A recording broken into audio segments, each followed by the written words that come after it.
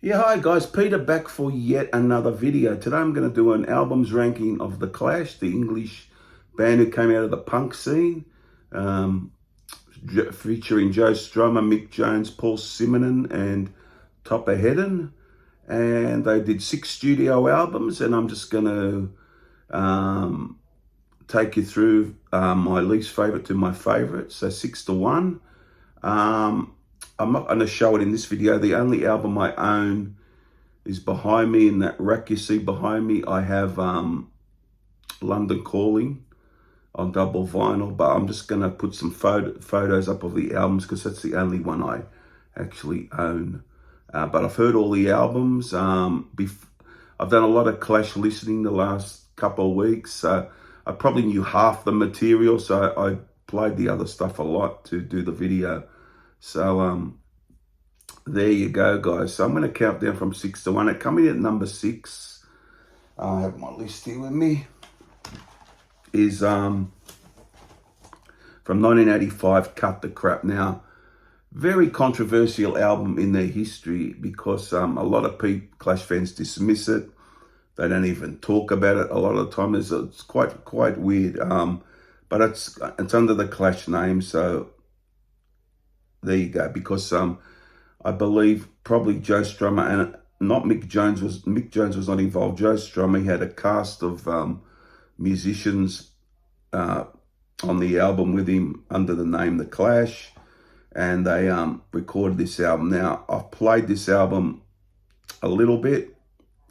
I think it's got a couple of good moments, like Dirty Punk I quite like. We Are the Clash, and probably This Is England, which has been mentioned before by other people as probably the best song on here. But what I have a problem with the album is the production. It seems in the background, I've heard this by other people, there's a lot going on, a lot of noise. It's quite noisy album. And I just think it just needs to be, if it was a bit more refined. It seems to be a lot, as I said, a lot going on in the background, but not a great album for me. I don't think it'll grow on me either, but it's the bottom of most people's list. So there, for me, it's number 6, guys, Cut the Crap from 1985. Number 5, I'm going to go for a good album from 1982. I'm going to go for Combat Rock. 12 tracks. Cut the Crap had 12 tracks too, I forgot to say. But Combat Rock has got 12 tracks. Had the 2 big songs on this, Should I Stay or Should I Go?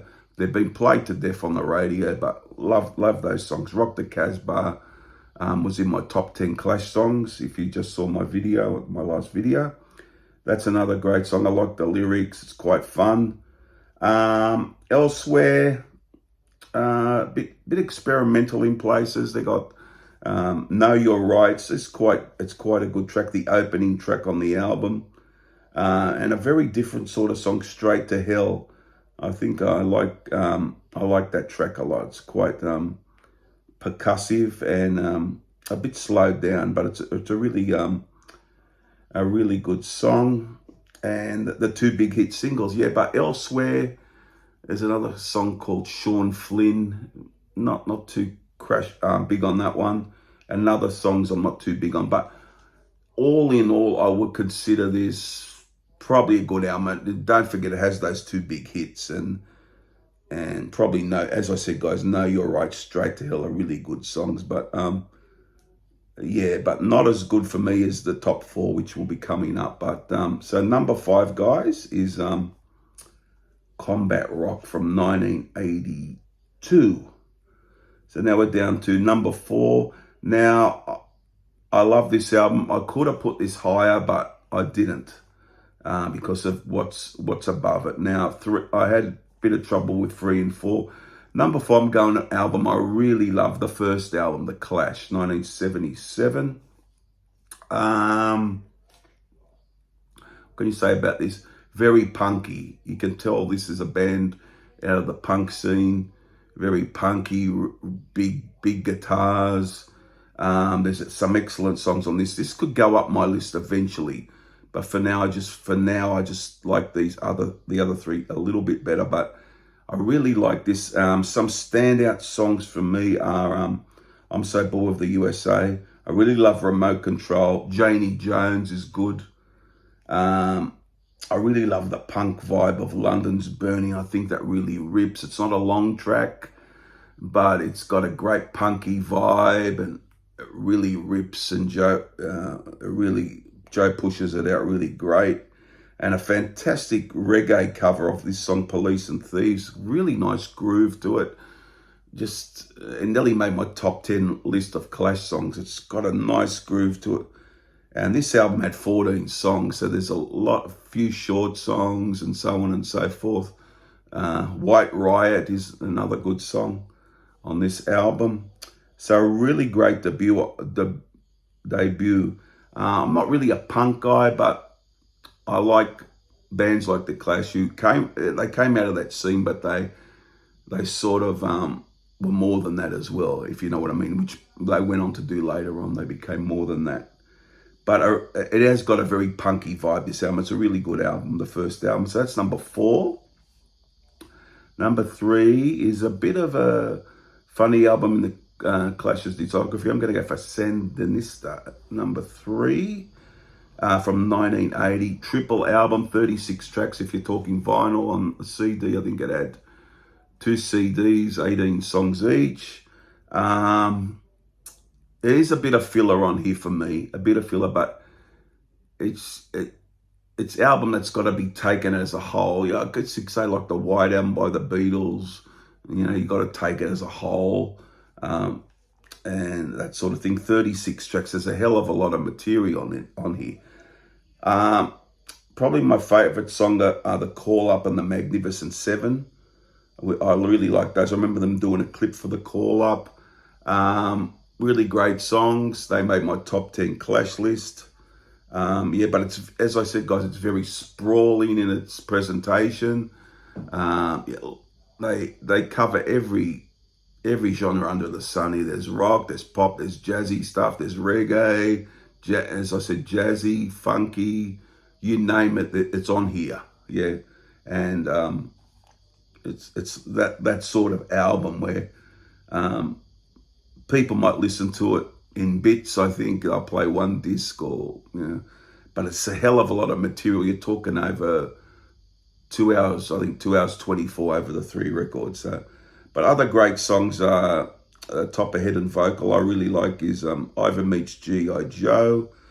A very short song called The Leaders, very catchy. I really like that. Hitsville, UK is great. Charlie Don't Surf. Really love Somebody Got Murdered.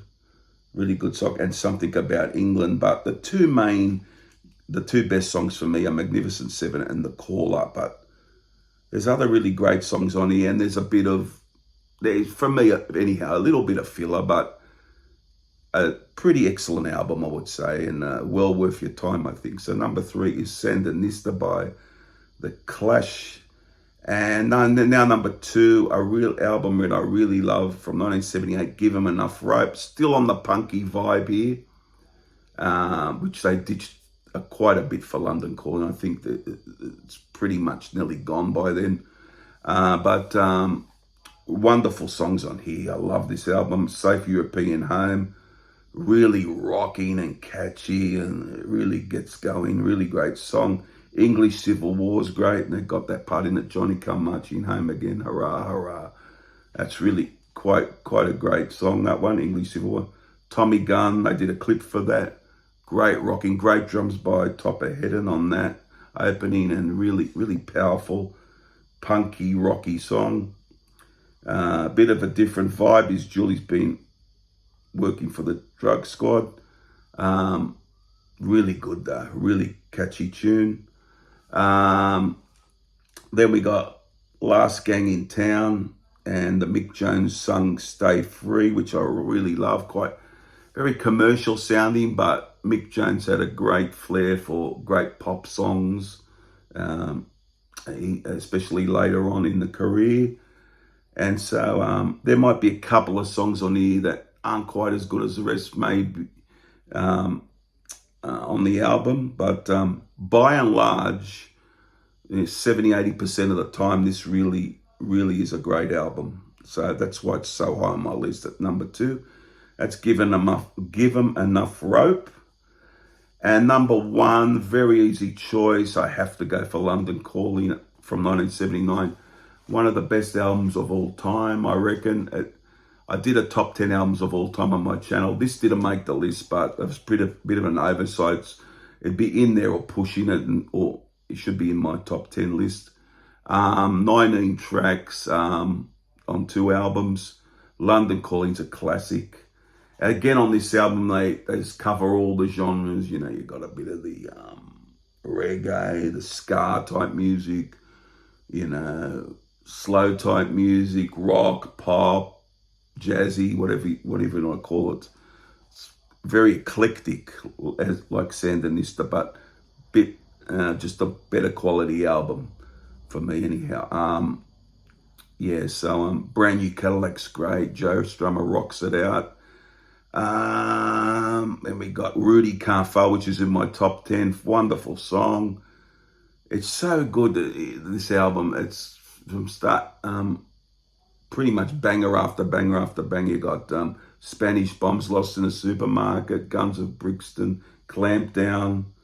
Just all wonderful tracks. A very different track with a bit of piano, which I love. The Card Cheat, really great song. And a great piece of pop writing by Mick Jones. Training Veins Stand By Me, which is just, it came in number 2 in my top 10, but could have easily been number. It's just a greatly written pop number, really, really well done musically and lyrically. So that's fantastic. The Four Horsemen, or I'm Not Down, is good songs, but probably not up there with a lot of the tracks. But there's not really a bad track on here, to be honest with you. They're all, most are great. There's a few very good ones too, but pretty much one of the greatest albums on a double. This is where a double album works, where there's, you know, you can just play it all the way through just beautifully. Revolution Rock's very reggae-ish, and with Joe on the vocals, yeah. But yeah, it's got those great songs. As I said, guys, London Calling, and just full of classics. Training Veins Stand By Me, Lost in the Supermarket, which are my top 3 Clash songs, actually, those 3. So a true classic, a wonderful album, London Calling, and that's my number 1. So there you have it, guys. That's my Clash studio albums ranking. I can see a couple of positions changing, but I can't see the last one moving or the first one moving, to tell you the truth. But within, I can see, you know, things can change, of course, but that's my list for today anyhow. So I'll go through it again. Number 1, guys, London Calling. London Calling. Number 2, Give 'Em Enough Rope. Number 3, Sandinista. Number 4, The Clash, the self-titled debut. Number 5, Combat Rock. And number 6, Cut the Crap. Just a great band. They just tried everything. Wonderful, some wonderful tracks throughout these albums. But for me, the greatest hour is London Calling for me. Some really good albums underneath them, probably the first 4, but yeah, really, really good stuff. Go check them out if you haven't. That's my ranking. Comment, subscribe, guys, all those things. I'll see you guys for another video. Won't be too far away. Bye for now.